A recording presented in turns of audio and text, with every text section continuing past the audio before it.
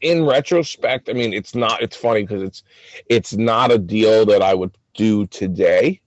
Um, but it wasn't a bad deal. The important thing was that it was a fairly extensive rehab. Pool. I mean, pretty much needed everything. It was a small ranch, but full gut on the inside.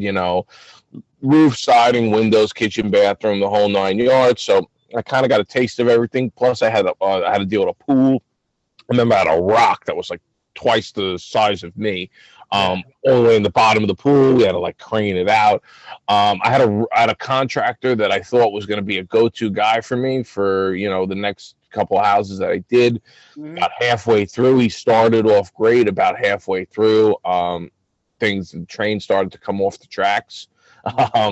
But I ultimately had to let him go. I had to bring somebody else. So it wound up costing me a lot more money to do the house. But hey, at the end of the day, it was a great learning experience. I think I brought in so many different people to kind of, fill in the gaps and fix what, hadn't been done or fix what he already did.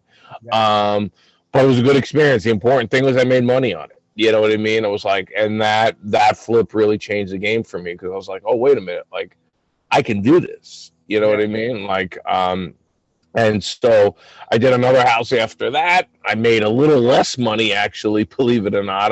But I did another house after that. But what happened was the market really started to tighten as far as, at the time that I was doing it, there was still a lot of bank-owned properties that you could bid on and that you could potentially, make some money on.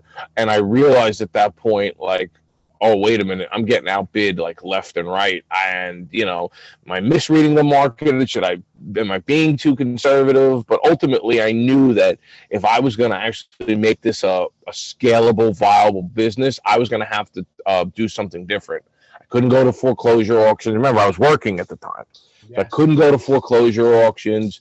Bank-owned properties were getting overbid.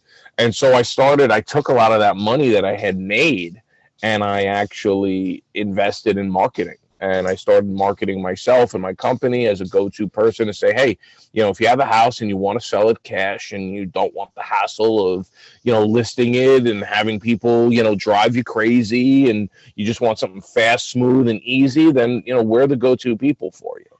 And I started branding myself as that. I started marketing myself as that. And it was a couple of years, honestly, of doing that.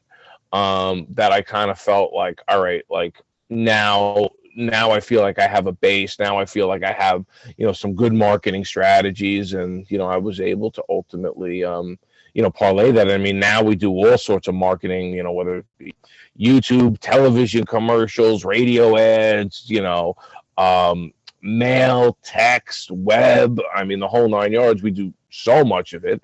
But, that's become the backbone of our business.